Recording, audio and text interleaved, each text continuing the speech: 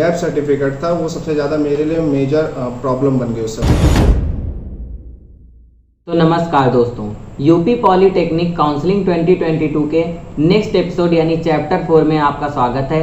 आज हम बात करेंगे गैप सर्टिफिकेट के बारे में। जी हाँ, आपको बता दें कि काउंसलिंग के दौरान जितने भी डॉक्यूमेंट होते हैं उसमें गैप सर्टिफिकेट का भी एक अहम रोल होता है। आपको बता दें कि गैप सर्टिफिकेट हर किसी का नहीं लगता है, केवल उन्हीं छात्रों का गैप सर्टिफिकेट लगता है जो कि कोर्स के बीच में यानी पढ़ाई के बीच में कोई ना कोई एक ऐसा ईयर आ जाता है जिस साल आप पढ़ाई नहीं करते हैं या किसी कारणवश आप पढ़ाई करने से वंचित रह जाते हैं, यानी कॉलेज नहीं जा पाते हैं या कॉलेज में नहीं रह पाते हैं। तो इसके लिए इसमें क्या पूरी समस्याएं हैं कि क्या गैप सर्टिफिकेट का रोल होता है, गैप सर्टिफिकेट क्यों ज़रूरी है और गैप सर्टिफिकेट कैसे आप बनवाएंगे।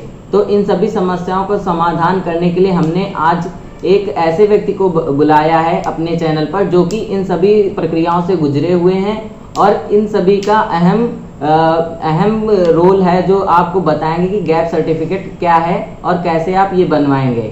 तो हमारे साथ हैं योगेश भाई।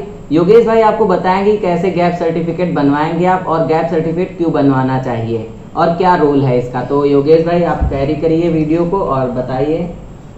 सबसे पहले तो मैं हिमांशु आपका बहुत बहुत शुक्रिया अदा करना चाहता हूँ कि आपने मुझे ये अपॉर्चुनिटी दी कि मैं अपनी बातें जो मैंने फेस किया है वो मैं आपके जो सब्सक्राइबर्स हैं, जो नए नए स्टूडेंट्स हैं जो इस तरह की प्रक्रियाओं से गुजरते हैं, वो इसको जो फेस करें तो उनको ज़्यादा तकलीफ़ ना हो, ज़्यादा दिक्कत ना हो। और आप जितनी मेहनत कर रहे हैं, काश मेरे समय में भी कोई ऐसा चैनल होता, कुछ ऐसे बताने वाले होते तो शायद मुझे इतना ज़्यादा स्ट्रगल ना करना पड़ता, क्योंकि ये सब जो प्रक्रियाएं होती हैं ये सब काफ़ी बहुत मेहनत वाली होती हैं, इसमें काफ़ी दौड़ भाग करनी पड़ती है। अगर आप समय से नहीं दे पा रहे हैं तो वो भी आपके लिए एक मानसिक चिंता का विषय बन जाती है। तो मैंने जो इंटर है वो लगभग 2014 में कंप्लीट कर लिया था और उसके बाद से जो कुछ कारणों के कारण स्टडी नहीं कर पाया, तो लगभग 6 साल बाद जब 2020 में जब सब कुछ सही हो गया मेरे हिसाब से, तो फिर मैंने स्टडी की तरफ मूव किया और मैंने एंट्रेंस एग्ज़ाम दिया जीकअप के द्वारा और मेरी रैंक ठीक ठाक आ गई। तो मैं LPL में मैंने काउंसलिंग करवाई और उसमें मेरी सीट लॉक हुई, तो मुझे मैकेनिकल इंजीनियरिंग प्रोडक्शन मिला। अब ये सब तो ठीक था, पर जब डॉक्यूमेंट्स की बारी आई तो सारे डॉक्यूमेंट्स तो मेरे पास अवेलेबल थे, पर उसमें जो गैप सर्टिफिकेट था वो सबसे ज़्यादा मेरे लिए मेजर प्रॉब्लम बन गई उस समय। और इसके लिए मैंने पहले वहाँ पे जाके LPL में जो हमारे जो फैकल्टीज़ होते हैं और जो टीचर्स होते हैं, फ़िलहाल मुझे उतना ज़्यादा पता नहीं था, फिर भी मैं गया और वहाँ से मैंने जानकारी ली। तो वहाँ से कुछ जानकारी मिली, उसके बाद से जो मेरे अगल बगल जो लोग स्टडी में थे उनसे मैंने जानकारी ली। तो उन लोगों ने बताया कि इसके लिए आपको किसी वकील के पास जाना पड़ेगा और उससे ये बनवाना पड़ेगा, जो आपको बना के देगा और उस पर मुहर लगा के देगा कि हाँ आपका इतने वर्षों में गैप है। तो फिर मेरे एक जानने वाले भैया हैं, तो वो वकील है, तो उनको मैंने दिया, उन्होंने मुझे बनाया, पर मैंने उनसे 2 बनवाए। ये बेनिफिट था मेरा, क्योंकि रुपए पड़ा वो बात अलग है, पर उतना भी नहीं पड़ा, लगभग मेरा 150 रुपये तक में बन गया था दोनों। तो जब मेरा बन गया तो मैंने 2 बनवाए और यही मेरा प्लस पॉइंट था, क्योंकि एक जो मुझे था वो सेंटर में जाके वेरिफिकेशन के लिए देना था और वहाँ पे जाकर के मैंने जब वेरिफिकेशन करवाया तो उसके बाद से जो दूसरा था वो मुझे अपने जहाँ पे मेरा सीट लॉक हुई थी LPL में, वहाँ मुझे जाके वेरिफिकेशन करवाना था।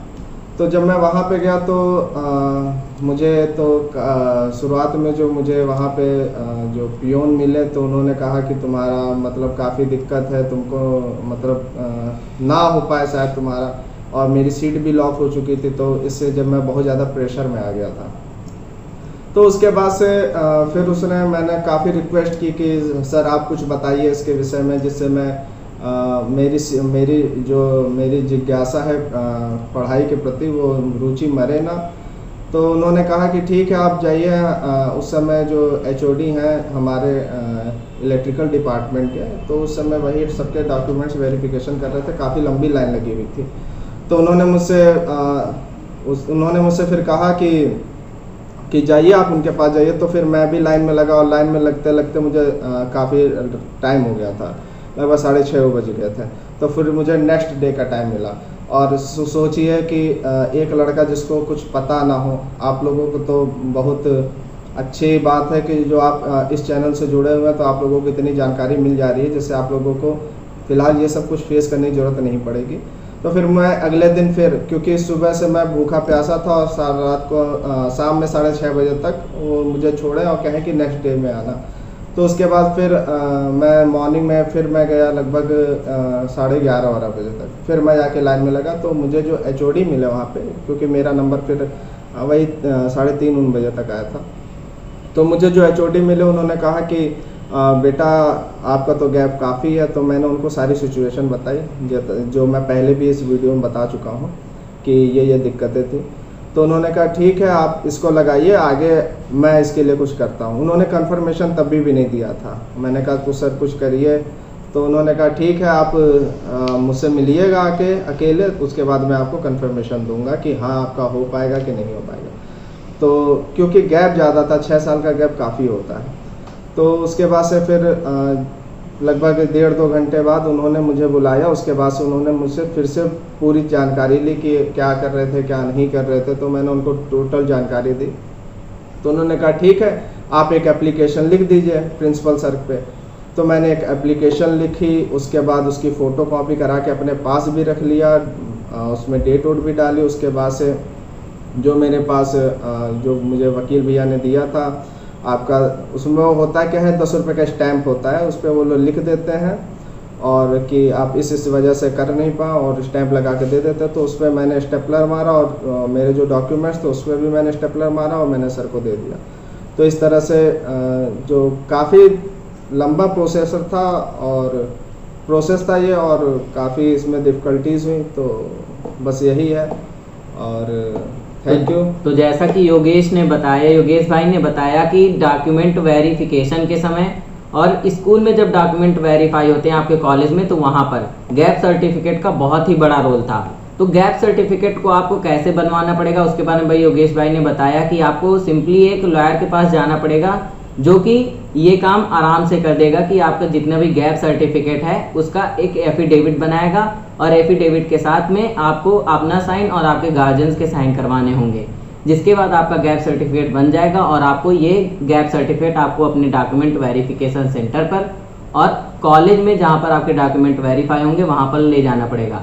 अगर आपको गैप सर्टिफिकेट से रिलेटेड या भी किसी भी समस्या से रिलेटेड कोई भी समस्या है तो यूपी पॉलिटेक्निक काउंसलिंग के 2022 के इस सीरीज में वो समस्या का समाधान जरूर होगा। कमेंट बॉक्स में केवल आप अपनी समस्या लिखिए और उस पर एक वीडियो तुरंत बन के आएगा। तो वीडियो पसंद आया तो वीडियो को लाइक कर दीजिएगा, चैनल को सब्सक्राइब कर दीजिएगा और बगल वाली घंटी को भी दबा दीजिएगा। मिलते हैं नेक्स्ट वीडियो में इसी तरह के लेटेस्ट अपडेट के साथ।